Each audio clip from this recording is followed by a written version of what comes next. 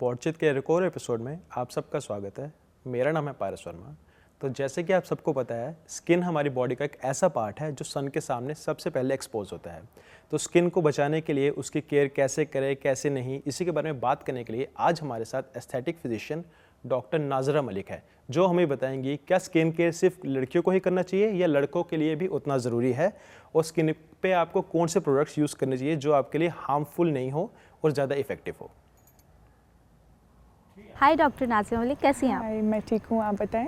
अच्छा, आप एक एस्थेटिक फिजिशियन हैं, तो मुझे ये जानना है कि एक डर्मेटोलॉजिस्ट और एस्थेटिक फिजिशियन में क्या डिफरेंस है, ये क्या अंतर है इनमें? ओके, डर्मेटोलॉजिस्ट जो होते हैं वो डील करते हैं डिजीज़ के साथ, like mostly psoriasis, eczema and many more. But जो एस्थेटिक फिजिशियंस होते हैं वो डील करते हैं स्किन ब्यूटी के साथ मोस्टली। डर्मेटोलॉजिस्ट भी डील करते हैं, they can definitely do aesthetics, but aesthetic जो है वो एक कम्प्लीटली न्यू फील्ड है, लाइक एक बिल्कुल न्यू फील्ड है।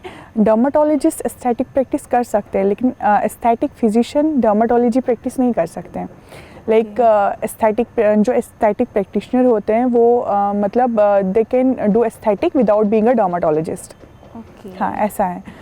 तो डर्मेटोलॉजिस्ट बस डिजीज़ के साथ डील करते हैं और एस्थेटिक फिजिशियन ब्यूटी के साथ डील करते हैं। तो ये बहुत बड़ा मिसकॉन्सेप्ट है और ये मुझे लगता है बहुत बड़ी इन्फॉर्मेशन है कि एस्थेटिक फिजिशियन और डर्मेटोलॉजिस्ट के बीच का डिफरेंस। और जम्मू में अभी ये बहुत कम है, ज़्यादा लोगों को इसके बारे में पता भी नहीं है। और मैंने ये भी देखा है कि जितने भी सैलून्स हैं, ठीक है, पार्लर्स हैं, यहाँ पर भी एस्थेटिक चीज़ें जो है वो देखने को मिलती है। बट हाँ, होती है, बहुत सारे सैलून्स है, बट उन्होंने, मुझे लगता है कि उन्होंने डॉक्टर्स को हायर किया हुआ है, एस्थेटिक फिजिशियंस को हायर किया होता है इसके लिए।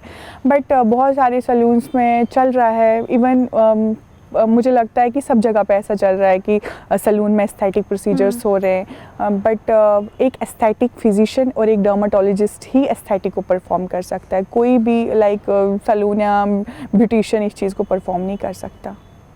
ये बहुत इम्पॉर्टेंट है कि मतलब ये डिफरेंस जानना है कि एस्थेटिक और डर्मेटोलॉजी बिल्कुल दो डिफरेंट फील्ड हैं।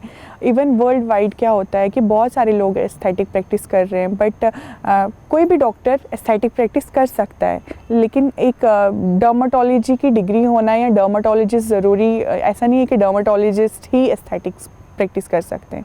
बहुत इम्पॉर्टेंट है। ओके, तो मैम सबसे पहले तो मेरा क्वेश्चन है, like I being a boy, okay, ये you are skin expert as aesthetic physician as well, तो क्या स्किन केयर बॉयज़ के लिए भी है? हाँ, स्किन केयर को मतलब दर्द जाग रहा है पूछने के लिए। स्किन केयर, जैसे मैं आपको बता रहा हूँ, बीइंग अ बॉय, जैसे कि बॉयज़ है, कोई नहीं मुंह शुद्ध हो लिया, नहीं, सब चीज़ें लड़कियों के लिए ही हैं। नहीं, बिल्कुल भी नहीं। ये सब चीज़ें, इवन मेरी क्लिनिक पे बहुत सारे बॉयज़ आते हैं जो बहुत कॉन्शियस होते हैं, इवन मंथली हाइड्रा फेशियल्स लेते हैं, वो अपनी स्किन के लिए बहुत कॉन्शियस होते हैं। बट आप उनको डिफरेंस देखना, आप एक नॉर्मल लड़के को खड़ा करना, मतलब जो सेम एज का हो और जो अपनी स्किन को लेके बहुत कॉन्शियस है, उनको भी आप दोनों में डिफरेंस सामने सामने देखोगे। जो एक लड़का स्किन केयर करता है, जो नहीं करता है, उनकी स्किन आपको सामने पता चल जाएगी कि क्या डिफरेंस है। बिकॉज स्किन केयर बहुत इंपॉर्टेंट है, मेल्स के लिए भी एंड फीमेल्स के लिए भी, हर किसी को करवाना चाहिए।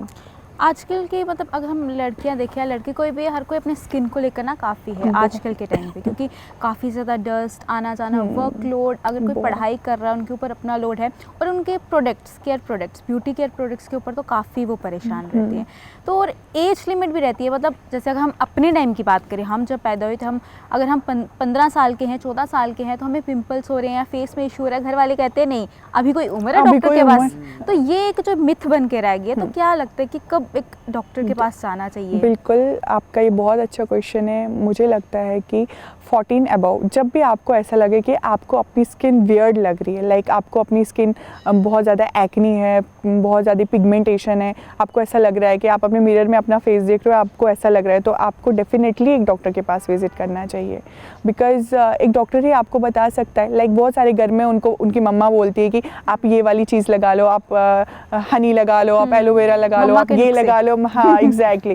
तो ऐसा कुछ नहीं होता है। हाँ, मतलब ये सारी चीज़ें इफ़ेक्ट करती है, जो हर्बल चीज़ें होती है ये बहुत इफ़ेक्ट करती है, लेकिन मतलब ऐसा नहीं है कि मुझ पे ये सूट करेगी तो आप पे भी करेगी। तो आप डिफरेंस तो डॉक्टर ही बताएगा ना कि स्किन के बीच में क्या डिफरेंस है, वो एक डॉक्टर बताएगा। तो मुझे लगता है कि हर किसी को डॉक्टर के पास विजिट करना चाहिए, एटलीस्ट अपना स्किन टोन, अपना स्किन टाइप ताकि वो आपको बताए कि एग्जैक्टली आप पे क्या सूट करेगा। स्किन टोन को लेकर खासकर लड़कियां काफ़ी परेशान रहती हैं कि अपने स्किन पर उन्हें क्या यूज़ करना चाहिए, स्पेशली अगर हम मॉइस्चराइज़र की बात करें तो वो उन्हें कब से शुरू करना चाहिए, कितनी क्वांटिटी में करना चाहिए, ऑयली स्किन है, ड्राई स्किन है। मॉइस्चराइज़र से भी सबसे इम्पोर्टेंट है SPF। हाँ, SPF बहुत इम्पॉर्टेंट है बिकॉज मुझे लगता है कि कुछ लोग ऐसे हैं जिनको पता अभी कॉन्सेप्ट ही नहीं है SPF का, और SPF बहुत इंपॉर्टेंट है फेस के लिए। SPF और मॉइस्चराइज़र को हमेशा साथ में लगाना है। लाइक पहले आप अपना फेस वॉश करोगे, देन आप मॉइस्चराइज़र को कोट करोगे, देन जो भी सीरम आपके अकॉर्डिंगली आपकी स्किन पे सूट करता है उसके बाद हम SPF से उसको ब्लॉक करेंगे। तो SPF बहुत इंपॉर्टेंट है स्किन के लिए, और मॉइस्चराइज़र तो SPF के साथ ही जाएगा फेस पे। अच्छा, मेन जो कारण देखा गया स्किन की प्रॉब्लम्स का, मोस्ट लोगों को तो है एक्ने। एक्ने का लोगों को पता नहीं है कि एक्ने है, पिंपल है, क्या है। कुछ लोग कहते हैं नहीं एक्ने हुआ है, फाड़ देते हैं इसको ऐसे करके। हाँ, ये पॉपिंग। पॉपिंग कर देते हैं। तो क्या is it like good thing या no, it is totally bad thing because popping, acne को पिकिंग करना ये बहुत सबसे ख़राब काम है। बिकॉज जब हम एक्ने को पॉप करते हैं तो उससे क्या होता है कि वो उस प्रेशर से वो थोड़ा डीपर लेवल पे चला जाता है और उससे और ज़्यादा एक्ने होने के चांसेस होते हैं, और उसके बाद डॉक्टर्स को बहुत मुश्किल आती है उसको उसके स्कार को ठीक करने में, बिकॉज उसका स्कार काफ़ी टाइम तक रहता है। पॉपिंग से स्कारिंग होती है, और एक्ने का प्रोसेस भी लाइक उसका जो ट्रीटमेंट है वो भी डिले हो जाता है, लाइक उसका जो हीलिंग प्रोसेस है वो भी डिले हो जाता है। तो पिंपल्स को बिल्कुल भी पिक मत करो, बिल्कुल भी। ये एक बहुत बैड हैबिट है। तो मुझे एक डेली रूटीन के बारे में, जो अगर आप डेली नॉर्मल ऑफिस जा रहे हैं या स्कूल जा रहे हैं, कहीं पे भी जा रहे हैं, डेली रूटीन के लिए आपका क्या रहना चाहिए फेस के लिए? फेस वॉश, एक अच्छा फेस वॉश, सेम चीज़ आ गई आपकी स्किन के अकॉर्डिंगली। मतलब आपका ड्राई स्किन है, आपका ऑयली स्किन है, वो आपका डॉक्टर ही आपको, हाँ वो आपका डॉक्टर आपको बताएगा ये सब चीज़ें। हाँ, पहले face wash, then serum, then moisturiser, then sunscreen. ये बहुत इंपॉर्टेंट चीज़ें हैं कि हर किसी को। कितना देना चाहिए? जैसे कुछ भी नहीं, जस्ट फेस वॉश किया, then serum according to your skin, then moisturiser और देन सनस्क्रीन। ये बहुत इंपॉर्टेंट करता है आपके फेस के लिए। सीरम तो इफेक्ट करता है, बट स्किन के अकॉर्डिंगली, वही बात आ गई कि अकॉर्डिंग टू योर स्किन।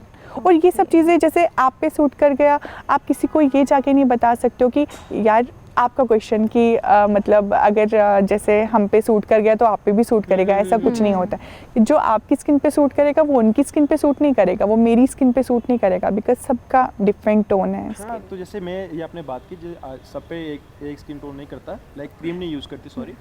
तो जैसे हम देखते हैं आजकल इंस्टाग्राम का मोस्टली चल रहा है, इन्फ्लुएंसर्स आजकल हैं, फैशन इन्फ्लुएंसर्स। वो कहते हैं भाई मैं इस कंपनी क्रीम यूज़ करूँ, आप भी यूज़ करो, ऐसे ऐसे करो। वो लोग सब भेड़ चाल में चल पड़ते हैं। ऐसा बिल्कुल भी नहीं। तो क्या ऐसा कुछ है क्या? नहीं, मुझे लगता है कि अगर वो किसी डॉक्टर के ऑब्जर्वेशन में वो क्रीम्स यूज़ कर रहे हैं तो उनको लोगों को बताना चाहिए कि आप भी जाके कंसल्ट करें, अपनी स्किन दिखाएं, then according to your skin आप वो सारा स्किन रूटीन जो है वो लें। खुद से कभी भी ट्रायल नहीं करना है किसी भी चीज़ को लेके। मुझे सनस्क्रीन के बारे में जानना है। हम सनस्क्रीन यूज़ करते हैं बचने के लिए, टैनिंग के लिए कि टैनिंग है, एक तो वो मतलब कुछ लोग कहते हैं कि बिल्कुल नॉर्मल यूज़ करनी चाहिए, वो आपके स्किन के लिए, आपके फेस के लिए काफ़ी ठीक है। कुछ कहते हैं कि आपको ज़्यादा क्वांटिटी में यूज़ करनी चाहिए, जितना क्वांटिटी में यूज़ करोगे उतना आपके लिए इफेक्ट है, और कोई भी टैनिंग है, कोई भी इशू वो नहीं होता। तो ये क्या सच है? सनस्क्रीन एक बहुत इम्पॉर्टेंट, सन प्रोटेक्शन बहुत इम्पॉर्टेंट है, बिकॉज़ आपने ये भी सुना होगा कि विंटर्स में सनस्क्रीन लगाना चाहिए या समर्स में सनस्क्रीन। बहुत सारे लोग बोलते नहीं, हम मतलब कुछ पेशेंट क्लिनिक पे आते हैं, वो बोलते हैं कि मैम मैं तो बाहर जाती ही नहीं हूँ कि सनस्क्रीन इंपॉर्टेंट है। बट सनस्क्रीन जितना इंपॉर्टेंट समर्स में है उतना ही इंपॉर्टेंट विंटर्स में भी है। इवन जितना क्वांटिटी सनस्क्रीन हमें समर्स में लगाना चाहिए उतना ही क्वांटिटी सनस्क्रीन का हमें विंटर्स में भी लगाना चाहिए, बिकॉज UVA और UVB रेज़ की इंटेंसिटी इक्वल रहती है। लाइक UVB की थोड़ी बहुत वेरी कर जाती है ईयरली, बट UVA रेज जो होती है वो बहुत स्ट्रॉन्ग होती है, उनकी इंटेंसिटी इतनी स्ट्रॉन्ग होती है कि वो विंटर्स में भी सेम रहती है। लाइक क्लाउड से मतलब 80% चांसेस होते हैं कि 80% UVA रेज पास होती है क्लाउड से। तो SPF तो फिर तो रेनी सीजन में भी SPF, धूप के बिना भी आपको SPF की ज़रूरत है। सनस्क्रीन बहुत इंपॉर्टेंट है फेस के लिए, बहुत ज़्यादा इंपॉर्टेंट है, हर किसी को लगाना चाहिए सनस्क्रीन। बाहर नहीं निकल रहे हैं तो भी लगाना चाहिए, क्योंकि UVA रेज जो होती है वो बहुत कम इफ़ेक्ट करती है, बट UVB रेज़ हमारी डीपर लेवल पे डर्मिस पे जाके इफ़ेक्ट करती है। उससे क्या होता है कि इवन हम अपने घर के अंदर भी बैठे होते हैं तो भी हमें सनस्क्रीन की इम्पोर्टेंस है। एक मिथ भी सुनी मैंने हाँ। सनस्क्रीन पर कि ज़्यादा आप जितनी सनस्क्रीन अगर यूज़ करते जा रहे हो तो धीरे धीरे आपकी स्किन ग्लो करने लगती है, क्या ये सच है? हाँ, ग्लो करेगी। देखो वो ग्लो इसलिए करेगी बिकॉज हाँ वो थोड़े आपके लेवल टोन को अप कर देती है। वो इसलिए करती है बिकॉज डिफरेंस फील होता है ना, पेशेंट को डिफरेंस फील होता है। अगर वो रेगुलर बेसिस पे 3 मंथ से सनस्क्रीन लगा रहे हैं और उससे पहले वो नहीं लगा रहे हैं, उसको चेंज नज़र आएगा बिकॉज जितना भी सन एक्सपोजर उस 3 महीने में वो तो प्रोटेक्शन होगी। इवन अगर हम घर के अंदर होते हैं, हमारे जो विंडो के मिरर्स होते हैं वो UV प्रोटेक्शंस नहीं होती हैं उनमें, तो इसलिए घर के अंदर भी सनस्क्रीन बहुत इंपॉर्टेंट है। पर वो आपका लाइक फ्रीक्वेंट, और सनस्क्रीन का फ्रीक्वेंट यूज़ करना बहुत इंपॉर्टेंट है। Like every 2 hourly 3 hourly important है, बहुत ज़्यादा इंपॉर्टेंट है। फ्रीक्वेंट यूज़ करो और 1 फिंगर लाइक कैसे दिखाऊं, ये वाला फिंगर आपने एक सनस्क्रीन अप्लाई करना है पूरा कंप्लीटली। अगर आपने दिन में 2 से 3 बार करना है देन आप इसका हाफ कर सकते हो। हाँ, इतना सनस्क्रीन इज सफिशिएंट। हाँ, फुल इतना सनस्क्रीन इज सफिशिएंट। ये भी ज़रूरी है कि सनस्क्रीन सिर्फ लड़कियां यूज़ कर सकती हैं? नहीं, बिल्कुल भी नहीं। सनस्क्रीन हर किसी को यूज़ करना चाहिए। सनस्क्रीन हमारे लड़के तो नहीं करते, उनके लिए तो ये लड़कियों का काम है। बिल्कुल भी नहीं। सनस्क्रीन बहुत सनस्क्रीन बहुत इंपॉर्टेंट है। आज आप घर जाके सबसे पहले एक काम करोगे, आप स्किन रूटीन करना स्टार्ट कर देना।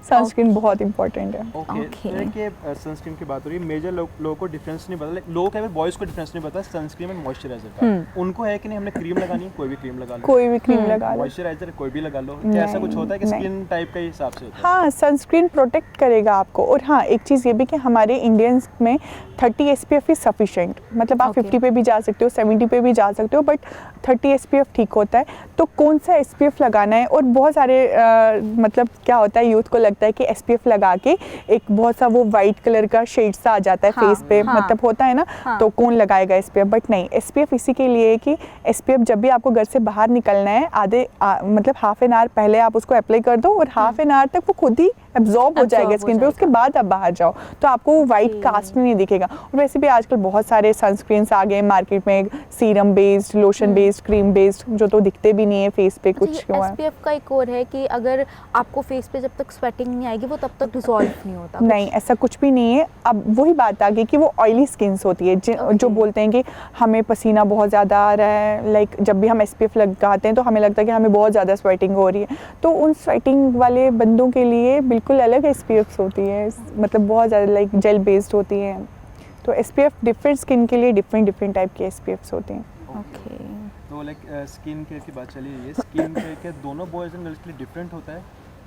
वही बात आ गई, अकॉर्डिंग टू स्किन। नहीं, अकॉर्डिंग टू स्किन ना, लाइक नहीं, सेम मॉइस्चराइजर। मैं अपना बताऊं, मेरे घर में सिस्टर है, ठीक है, वो कह रही भैया मेरे लिए मॉइस्चराइजर भी लाना, मेरे लिए क्लींजर भी लाना, ठीक है, मेरे लिए वो अपना सनस्क्रीन भी लाना। मैं बोलता हूँ मेरे लिए सिर्फ सनस्क्रीन ले और कुछ नहीं लाना। तो क्या है, क्या इतना स्किन केयर का होता है कि लड़कियों को ज़्यादा वो होता है कि होता है कि लड़कियों को ज़्यादा प्यार होता है? लड़कियों को प्यार होता है? नहीं, मुझे लगता है कि लड़कों को भी होना चाहिए। बिकॉज अगर लड़कियां डिजर्व करती है अच्छा लगना, तो लड़के भी डिजर्व करते हैं यार। लड़कों को भी सुंदर दिखना चाहिए। आफ्टर ऑल लड़की ने पसंद करना लड़के को। हाँ, ये बहुत इंपॉर्टेंट है कि लड़कों को भी स्किन केयर करना चाहिए। हाँ, ये भी एक मिथ होता है कि लड़की, मोस्ट ऑफ द बॉयज क्या करते हैं, वो बोलते हैं कि यार ये लड़कियों के काम होते हैं, है ना।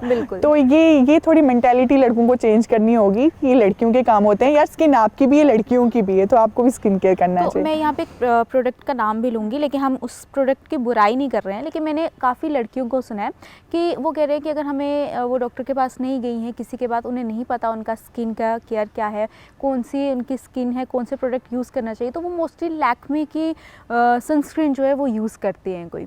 तो ऐसा कुछ है कि अगर नहीं है तो वो परफेक्ट बैठ जाएगी आपकी स्किन के ऊपर? ऐसा नहीं है। सनस्क्रीन मुझे लगता है कि सनस्क्रीन अगर आप मेडिकेटेड यूज़ करो तो वो ज़्यादा बेस्ट है एज़ कंपेरिजन टू जितने भी ये बड़ी बड़ी कंपनीज बना रही है सनस्क्रीन। तो एक बेसिक सा मेडिकेटेड सनस्क्रीन आप यूज़ करो जो ब्रॉड स्पेक्ट्रम हो, वो ज़्यादा इंपॉर्टेंट है एज़ कंपैरिजन टू ये कॉस्मेटिक सनस्क्रीन। इनका उतना ज़्यादा रोल नहीं होता जितना मेडिकेटेड सनस्क्रीन्स का होता है। नेचुरल या ऑर्गेनिक प्रोडक्ट्स अगर हमें यूज़ करने चाहिए स्किन के लिए तो ज़्यादा बेटर है अकॉर्डिंग टू पार्लर जाना, सैलून जाना? देखो, नेचुरल प्रोडक्ट जो है ऐसा नहीं है, हाँ मैं मानती हूँ कि उसमें केमिकल्स, कोई हार्श केमिकल नहीं है, वो बिल्कुल पैराबेन फ्री होते हैं, बट कब क्या चीज़ आपके फेस पे रिएक्ट कर जाए कोई पता नहीं होता। Most of the patient clinic पे आते हैं, वो बोलते हैं कि मैम एलोवेरा तो सबके फेस पे सूट करते हैं। देखना आपको बहुत सारी आपकी भी फ्रेंड्स मिलेंगी जो बोलेंगे यार एलोवेरा लगाया करो, एलोवेरा बहुत अच्छा होता है। बट मेरे पास बहुत सारे पेशेंट्स आते हैं जो बोलते हैं मैम जब भी एलोवेरा लगाओ ड्राइनेस हो जाता है, एक्नी हो जाता है। वो वही बात आ गई ना कि मतलब हर स्किन टाइप्स अलग होती है, कब कौन सी मेडिसिन एलर्जिक रिएक्शन कर जाए कोई पता नहीं होता। तो इसके लिए भी आपको एक प्रॉपर गाइडेंस होनी चाहिए कि क्या मैं ये यूज़ कर सकता हूँ या कर सकती हूँ। हर कोई कुछ भी फेस पे ना लगाएं। और जैसे मैं अपनी ही बात करूँ, मैंने अपनी सिस्टर से सुना, सबसे सुना कि चलो अगर हमने अपने हार्मोन्स को ठीक करना है, क्योंकि हार्मोन्स का भी काफ़ी ज़्यादा फेस पर इफेक्ट होता है, बहुत इफेक्ट होता है, एक्नी में बहुत ज़्यादा इफेक्ट। तो मैंने उनसे सुना है कि अगर आप एप्पल साइडर विनेगर पीते हैं, उसका यूज़ करते हैं, तो आपके लिए हार्मोन्स के लिए काफ़ी बेटर है। बट जब मैंने उसे यूज़ किया, वो पिया, तो मैंने काफ़ी ये नोटिस किया कि मेरे फेस पर एक्नी हो जाती है। एक्नी वही आ गया ना, वो आपको सूट नहीं करा, एप्पल साइडर आपको सूट नहीं करा। तो हार्मोनल इम्बैलेंस के लिए आपको पहले तो हार्मोनल जितनी भी इन्वेस्टिगेशन होगी वो करवाना ज़रूरी है। जब भी हमारे पास एक्नी पेशेंट आते हैं हम सबसे पहले उनका हार्मोनल इन्वेस्टिगेशन करवाते हैं, बिकॉज वन साइड से हम क्लियर हो जाए कि इसका हार्मोनल कोई भी इशू नहीं है, देन हम स्किन ट्रीट करते हैं, है ना।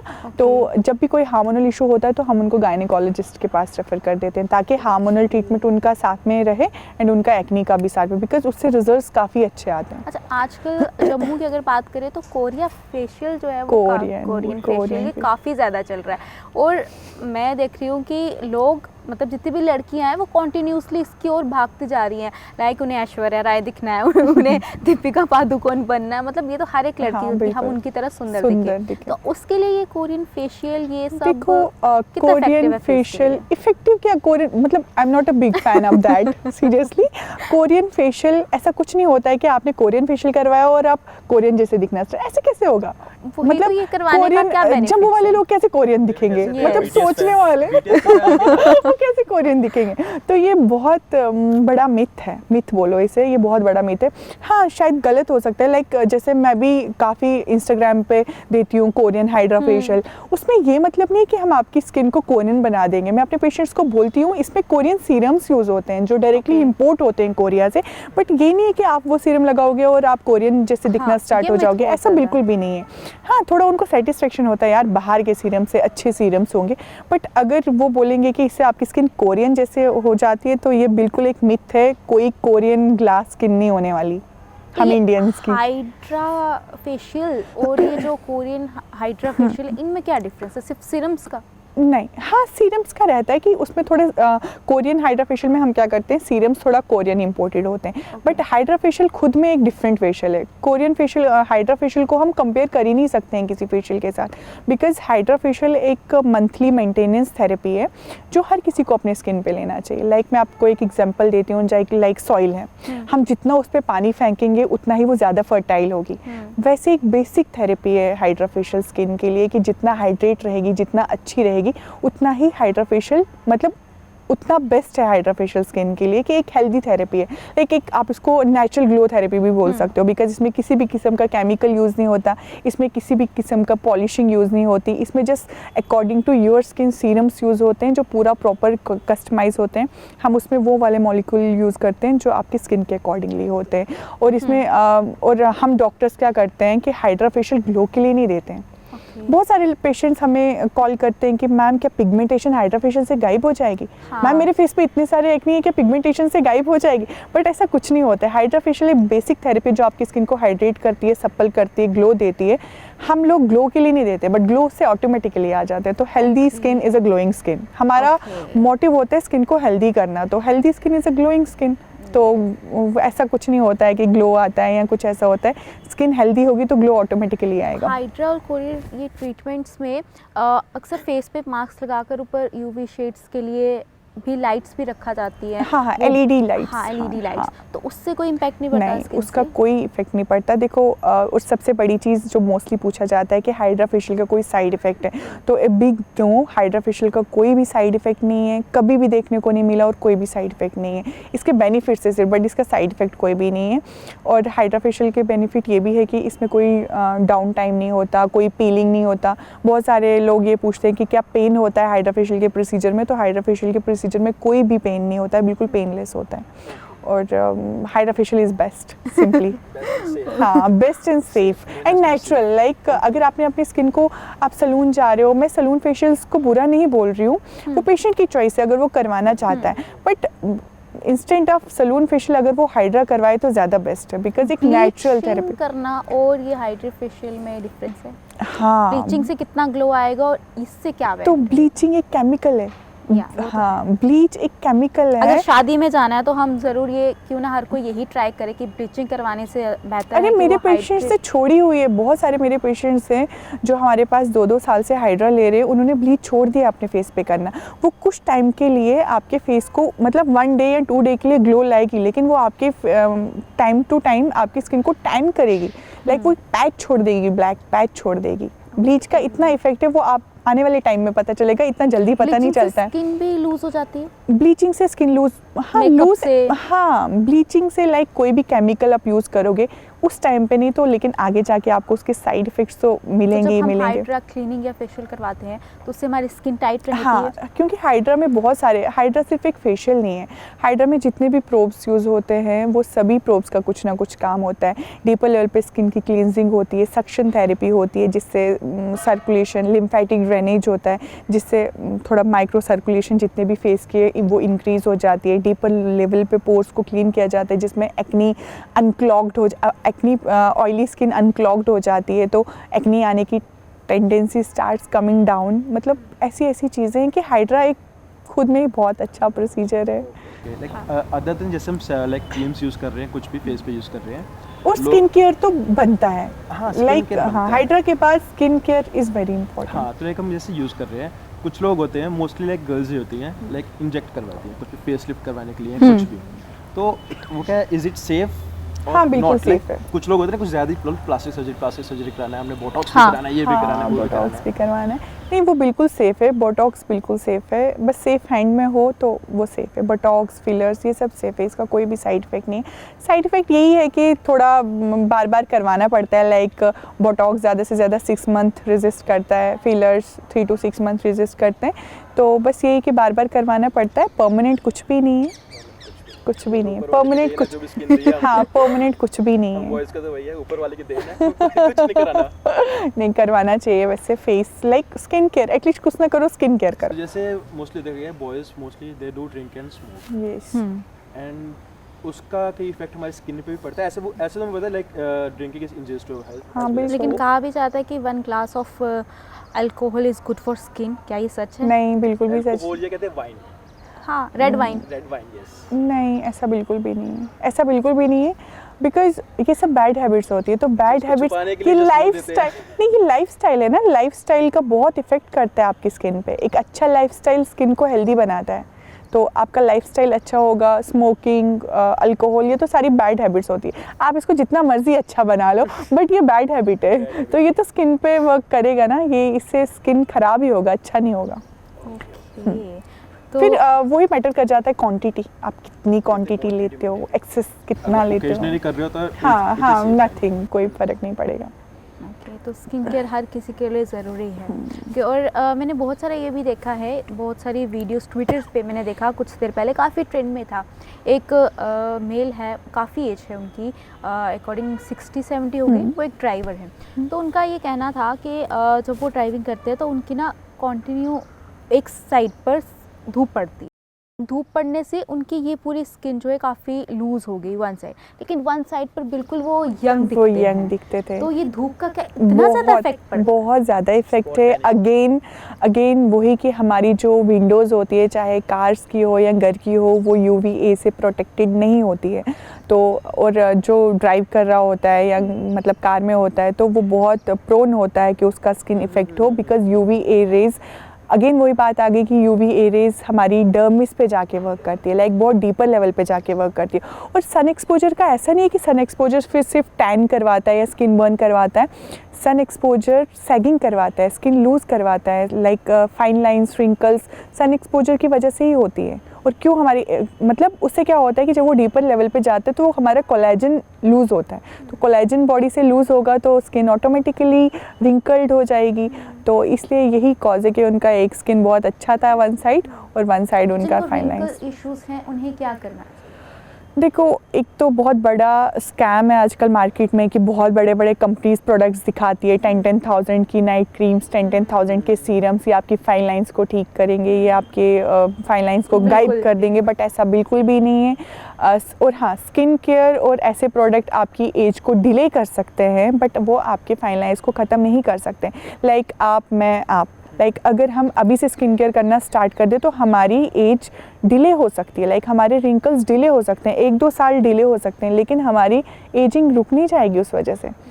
ये बस एक मिथ है कि जो प्रोडक्ट्स हैं वो रिंकल्स को ख़त्म करता है। हाँ, उसमें हाइलुरोनिक बहुत सारे प्रोडक्ट्स होते हैं, हाइलुरोनिक वगैरह, ये सारी चीज़ें क्या करती है, स्किन को थोड़ा प्लम्प आउट करती है, सप्पल करती है, जिससे आपका स्किन थोड़ा अपीयर होगा कि उसमें रिंकल्स नहीं है। बट इसका मतलब यही नहीं कि वो आपके रिंकल्स को ख़त्म कर देगा। बोटॉक्स क्या है, बोटॉक्स भी तो वही है, फाइनेंस आपके प्लम्प आउट कर देता है, लेकिन जैसे उसका असर ख़त्म हो जाता है तो स्किन फिर से वैसे दिखना स्टार्ट हो जाता है। बोटॉक्स कितनी देर के बाद करवाना चाहिए? 6 मंथ मोस्टली रहता है, 6 मंथ के बाद। हाँ, 6 मंथ के बाद दोबारा। लेकिन हर कोई तो उसे एफर्ट नहीं कर पाएगा। हाँ, ये मसला है कि हर कोई उसको एफर्ट नहीं, हमारे यहाँ पे तो बहुत कम इसीलिए चल रहा है बिकॉज सब लोग एफर्ट नहीं कर पाते, इसकी बहुत कॉस्टली सेटिंग्स है। बोटॉक्स की जगह ये सेलिब्रिटी, यस, बोटॉक्स की जगह आजकल चल रहे हैं पीआरपीज चल रहे हैं। PRP is a very best treatment seriously for early fine lines. Like people do use that for hairs as well as for the skin. And हाँ, बहुत अच्छे रिजल्ट्स देखने को मिल रहे हैं इसके। और PRP तो अर्ली फाइन लाइंस के लिए सबसे बेस्ट है। हाँ, उसमें यह है कि PRP जितना एक पूरे साल में कोलेजन लूज़ होता है, जैसे फाइन लाइंस आती है, तो PRP के सिंगल सेशन में उतना ही कोलेजन बनता है जितने एक साल में लूज़ होता है। और आजकल तो लोग अवेयर हो गए, PRP खुद करवाने आ रहे हैं लोग। हाँ, जो प्लेटलेट्स हमारी प्लेटलेट्स यूज हो रहे हैं, बहुत बेस्ट प्रोसीजर है। इंस्टा पर अभी कुछ दिन पहले एक ट्रेंड देखा था मैंने काफ़ी ज़्यादा कि लड़कियों का, कि अगर उन्हें पीरियड्स हैं तो वो अपने पीरियड्स को फेस पे यूज़ करती हैं उस ब्लड को, तो उससे आपकी स्किन बड़ी ग्लो करती है। ये सीरियसली ये मैंने नहीं देखा, इंस्टा पे मैं भी रील बहुत है, इंस्टाग्राम स्क्रॉल कर हुआ था। हाँ, मैंने वीडियो देखी थी, हाँ। पता नहीं क्या है ये, बट हुआ था ऐसा ही। तो ये ऐसा कोई ये ऐसा कुछ भी नहीं है।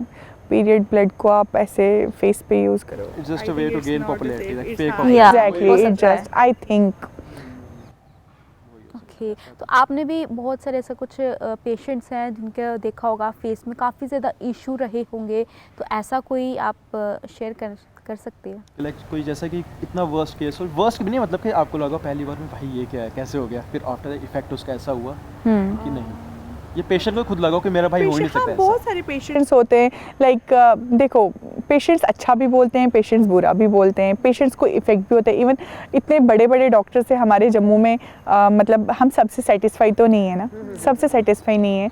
कभी एक बार चले जाएंगे विजिट के लिए, फिर हम दूसरे डॉक्टर के पास चले जाएंगे, इसका मतलब ये नहीं कि वो डॉक्टर अच्छा नहीं है। तो क्या होता है कि बहुत सारे अच्छे केसेस भी मिलते हैं, बहुत सारे पेशेंट्स ऐसे होते हैं जिनको थोड़ा लेट रिजल्ट्स आते हैं। कुछ पेशेंट्स हमारे एक्नी वाले पेशेंट्स ऐसे होते हैं जिनको स्टार्टिंग में एक्नी बहुत एग्रेसिव हो जाती है, देन वो पेशेंस रखते हैं और ट्रीटमेंट पे ट्रस्ट रखते हैं, तो वो बहुत अच्छे रिजल्ट्स आते हैं उसके। हाँ, पेशेंस बहुत, हर किसी चीज़ में पेशेंस रखना। अब जो 6-7 दिन के लिए आएंगे, मैम बस मैं इतना सारा ट्रीटमेंट कर रही हूँ, 6-7 दिन में मुझे फ़र्क नहीं हो रहा है, वो बहुत ज़्यादा ओवर पॉजिटिव हो जाते हैं। तो उनके लिए हम कुछ भी नहीं, हम उनको क्या ही बोले, हम ज़्यादा से ज़्यादा सजेशन दे सकते हैं। डिप्रेशन भी क्या स्किन पर इफेक्ट करता है? हाँ, बहुत ज़्यादा।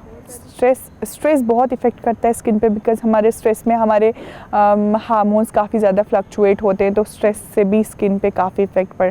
और हमेशा देखना, जो इंसान ज़्यादा खुश रहता है उसकी स्किन उतनी ही ग्लो करती है। और इट्स अ फैक्ट, जैसे आपकी कर रही है। सीरियसली, मतलब इट्स अ फैक्ट कि जो इंसान ज़्यादा खुश रहता है उसकी स्किन। और सीरियसली ऐसा है, जिस दिन ऐसा मुझे भी कोई स्ट्रेस हो या मतलब मुझे ऐसा लगता है मेरी स्किन को क्या हो गया, आप बीमार लगना शुरू हो जाते हैं। एग्जैक्टली। तो जितना हैप्पी रहोगे उतना आपका स्किन अच्छा रहेगा। एंड एक ये वाला जो मैं क्वेश्चन है, ये मैं स्पेशली चाय लवर्स के लिए पूछ रहा हूँ। मैं बोला जाता है कि आपने सुना होगा कि जो ज़्यादा चाय पीता है वो ज़्यादा काला हो जाता है। ये भी मिथ है, ये एक बहुत बड़ा मिथ है। बचपन में घर वाले कहते हैं ज़्यादा चाय नहीं पी, काला हो जाएगा। काला हो, नहीं, ऐसा कुछ नहीं, ये एक बहुत बड़ा मिथ है। चाय से कुछ नहीं, चाय से ब्लैक ऐसा कुछ भी नहीं। अच्छा, ये भी बहुत सारे लोग ऐसे कहते हैं जिन्हें बहुत सारे एक्ने हैं, वो कहते हैं जेनेटिक है। हमारी मदर को था, हमारी सिस्टर को था, तो हमें भी है, क्या ऐसा नहीं पॉसिबल नहीं, है? ऐसा पॉसिबल नहीं हुआ है। एक्नी के बहुत सारे रीजंस हो सकते हैं, लाइक हार्मोनल इम्बैलेंस हो सकता है, आपके सेबेशियस एक्टिव हो सकते हैं, लाइक आपका सेबेशियस ग्लैंड बहुत ज़्यादा ओवर एक्टिव है, बहुत ज़्यादा सीबम प्रोड्यूस हो रहा है, तो वो एक्नी का रीज़न हो सकता है। बैक्टीरियल लाइक कोई इन्फेक्शन वगैरह हो गया, वो रीज़न हो सकता है। बट ऐसा नहीं है कि आपकी मदर को है तो आपको भी हो गया, आपकी सिस्टर को है आपको भी हो गया, ऐसा बिल्कुल भी नहीं है। सबके अपने अपने कॉज होते हैं। देन डार्क सर्कल्स पर बात करेंगे। हाँ। डार्क सर्कल को लेकर हर कोई परेशान है। अगर वो काफ़ी ज़्यादा टाइम कंप्यूटर पे स्पेंड कर रहा है तो डार्क सर्कल हो रहा है, अगर वो नींद प्रॉपर नहीं ले रहा है तो डार्क सर्कल हो रहा है, तो अगर वो सोच रहा है तो डार्क सर्कल हो रहा है, चश्मा लगा है तो डार्क सर्कल हो रहा है। स्क्रीन टाइम, जिनका स्क्रीन टाइम ज़्यादा रहता है, स्ट्रेस ज़्यादा रहता है, तो डार्क सर्कल्स तो होंगे। बिकॉज नेचुरल है, वो जेनेटिक हो सकता है, उनकी मदर को होगा, हाँ वो जेनेटिक होगा। अगर सारी चीज़ें, और एसपीएफ बहुत अच्छा, सन रेज हमारी डार्क सर्कल्स को और ज़्यादा डार्क कर देती है, मतलब सन प्रोटेक्शन बहुत इंपॉर्टेंट है। आजकल तो वो लिप्स के लिए लिप पिगमेंटेशन बहुत कॉमन है। आज ही मेरे पास एक पेशेंट आया लिप कलर के, लिप ब्लशिंग के लिए, कि शी सेड कि मुझे बहुत, मेरे लिप्स बहुत डार्क हैं। तो लिप डार्कनेस के लिए भी सनस्क्रीन आप यूज़ कर सकते हो, अलग अलग सनस्क्रीन्स आती है लिप्स के लिए। नहीं, मोस्टली तो जिनको भी लिप पिगमेंटेशंस हैं वो ट्रीटमेंट करवाते हैं, पिंक करने के लिए। हाँ, वही उसी की बात कर रही हूँ, लिप ब्लश। आज मेरे पास सेम पेशेंट आया था इसी चीज़ के लिए। तो हमने पहले तो वो बेटर रहेगा कि सनस्क्रीन यूज़ करना? नहीं, सनस्क्रीन यूज़ करना, बिकॉज जो कलर हम करवाते हैं, लाइक जो लिप कलर होता है वो ज़्यादा देर नहीं रहता, बिकॉज हम खाते पीते हैं। हाँ नहीं, नथिंग साइड इफ़ेक्ट बिल्कुल भी नहीं है, बिकॉज वो एक जस्ट आप टैटूइंग भी नहीं बोल सकते, बिकॉज वो बिल्कुल टैटूइंग डीपर लेवल पे होता है, वो अपर लेवल पे होता है। तो बस इसका यही है कि थोड़ा बार बार करवाना पड़ेगा, अदरवाइज़ अगर देखा जाए इसका कोई साइड इफ़ेक्ट, तो इसका कोई साइड इफ़ेक्ट नहीं है, ये हमारे ब्लड में नहीं जाता। हाँ, क्योंकि बहुत सारे लोगों को यही डर है कि करवाने से उनके ब्लड में जाता है, देन बहुत सारी कैंसर जैसे इश्यूज ऐसे देखने को मिल सकते हैं। नहीं, ऐसा कुछ भी नहीं है। और ये डार्क स्किन का भी बड़ा मिथ है कि अगर डार्क स्किन है तो उन्हें भी काफ़ी स्किन इश्यूज हो सकते हैं। हाँ, डार्क स्किन का ये मिथ है सबसे बड़ा कि उनको स्किन कैंसर नहीं होगा, है ना, है ना। डार्क सर्कल्स में सॉरी डार्कर स्किन्स क्या होता है, तो उनमें भी स्किन कैंसर होने के चांसेस होते हैं। ऐसा नहीं है कि उनमें मेलेनिन बहुत ज़्यादा है, डार्कर स्किन पे मेलेनिन ज़्यादा होता है। तो ऐसा नहीं है कि उनको UVA रेज और UVB रेज से इफ़ेक्ट नहीं करेंगे, वो करेंगे। एक बहुत मोस्ट कॉमन कैंसर है, आई थिंक एक्रेल लेंटिजिनियस मेलेनोमा, जो मोस्टली डार्कर लोगों में होता है, और वो मोस्टली पाम्स में होता है, सोल में होता है, नेल बेड्स में होता है, वो सबसे इम्पॉर्टेंट। और जबकि हमारा सन एक्सपोजर ना नेल बेड्स में रहता है, ना पाम में रहता है, ना ही सोल में रहता है, बट होता है कैंसर। तो ऐसा नहीं है, कुछ चीज़ें हमारा इम्यून सिस्टम भी बनाता है, ज़रूरी नहीं है कि सनरेज ही आपका कैंसर बनाएगी। तो डार्क स्किन भी, ये भी एक बड़ा मिथ है, डार्क स्किन भी कैंसर को फेस कर सकती है। जैसे आजकल एक नई ट्रीटमेंट्स आ रही हैं, जैसे हमें हाइड्रा फेशियल के बारे में बताया, आजकल एक चल रहा है अपना टैनिंग बेड। लोग कहते हैं कि टैनिंग से बचना है तो आप टैनिंग बेड कराओ, बट कुछ लोगों ने बोला है कि नहीं, it is not safe. Tanning bed is a big business, ये बिजनेस है, ऐसा कुछ नहीं है। टैनिंग बेड में क्या होता है, टैनिंग बेड से वही UVA रेज, UVB रेज आती है, और वो बहुत मतलब मोस्टली देखा जाए कि यूनाइटेड स्टेट्स में ना काफ़ी ज़्यादा, लाइक 400,000 पर ईयर के कैंसर पेशेंट्स डायग्नोस होते हुए ट्रीट किए जाते हैं।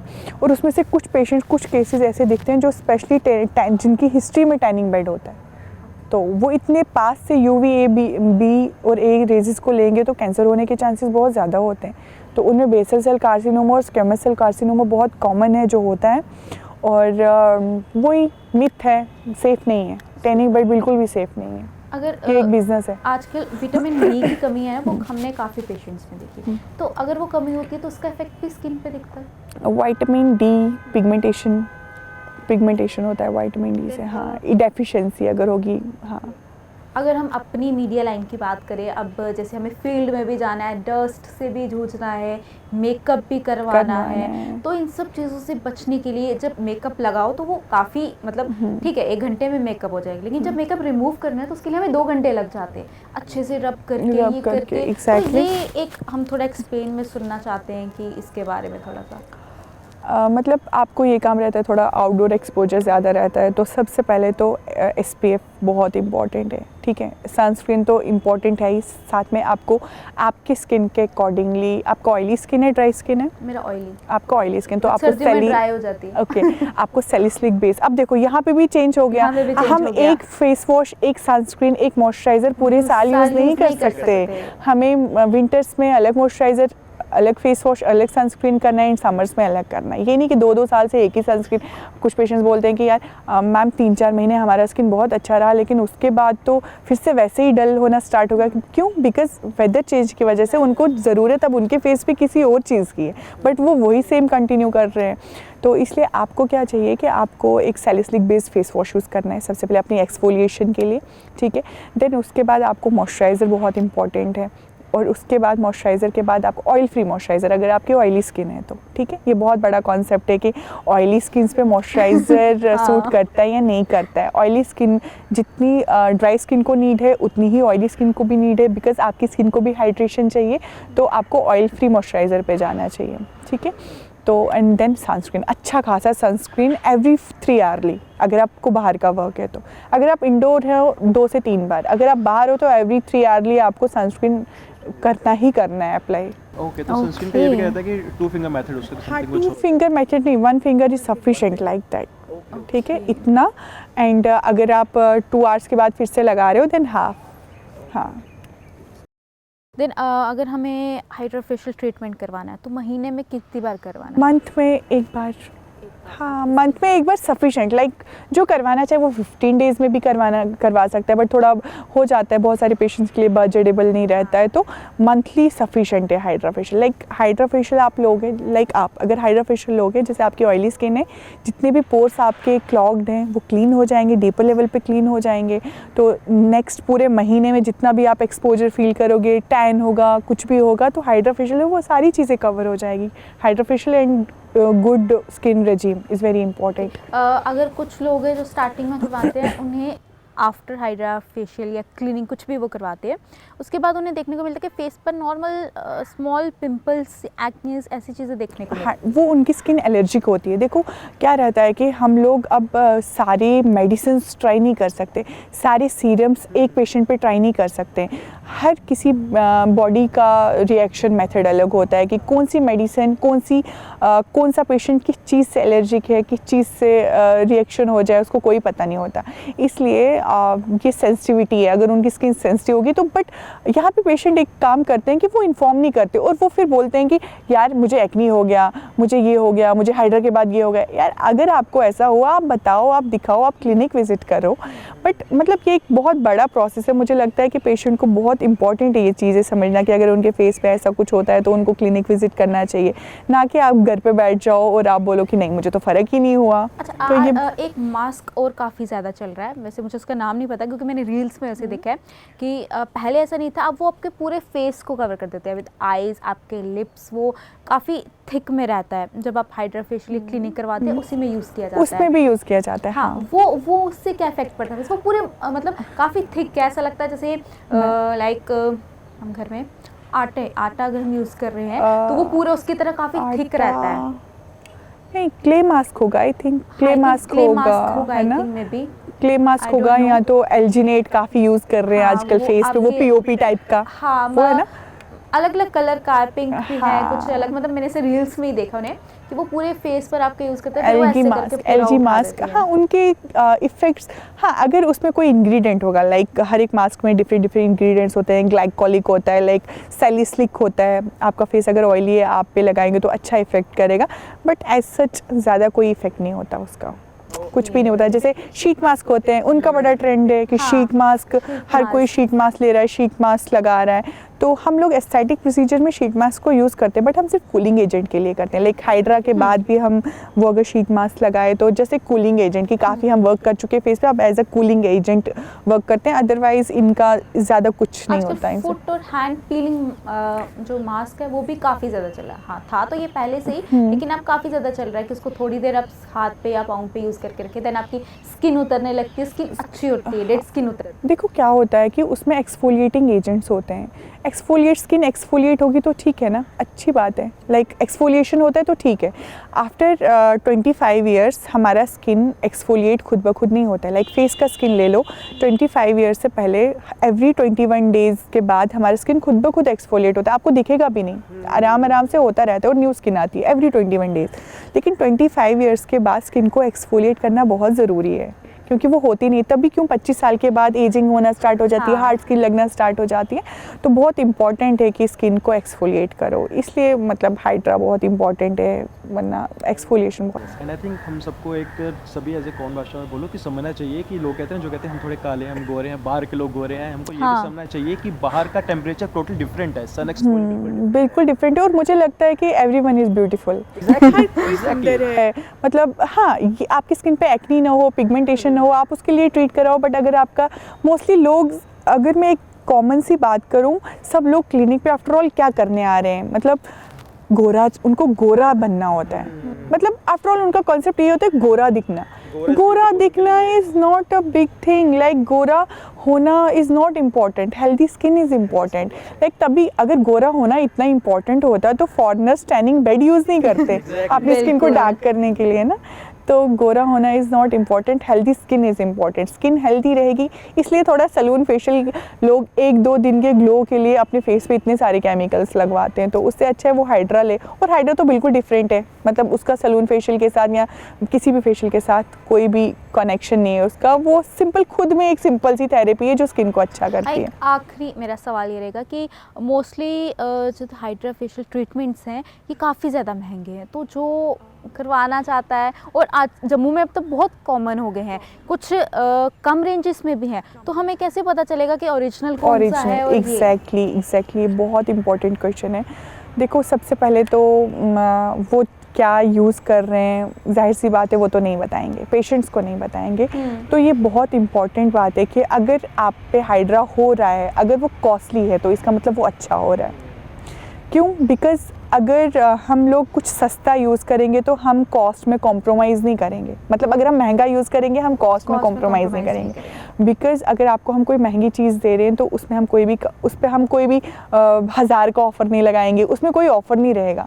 मुझे लगता है कि जब ऑफ़र की बात आती है तो वहाँ पे कुछ सस्ता यूज़ किया जा रहा है, कुछ ना कुछ उसमें लैक ऑफ वैसा कुछ होता है कि जिससे वो ऑफ़र पे जाते हैं। मे बी सीरम अच्छा ना हो, सीरम पे बहुत इफ़ेक्ट करता है कि हाइड्रा सीरम्स, हाँ, सबसे बड़ी इंपॉर्टेंट बात है। आज पता चला सीरम स्किन के लिए कितना इंपॉर्टेंट है। सीरम स्किन के लिए बहुत इंपॉर्टेंट, बट मुझे आज पता चल गया इससे। हाँ, सीरम स्किन के लिए बहुत इंपॉर्टेंट। पारस कुछ और पूछना चाहते हैं लड़कों के लिए? जी, मैं सभी लड़कों को आज आपको क्या एडवाइस मिली? कि लड़कों को भी सनस्क्रीन लगानी है। डू सनस्क्रीन, पहले क्लींजर करो, सनस्क्रीन वो जो मर्जी करो, सीरम भी लगाओ, बिल्कुल, ये सब के लिए ज़रूरी है। स्किन केयर बहुत। Thank you for having me.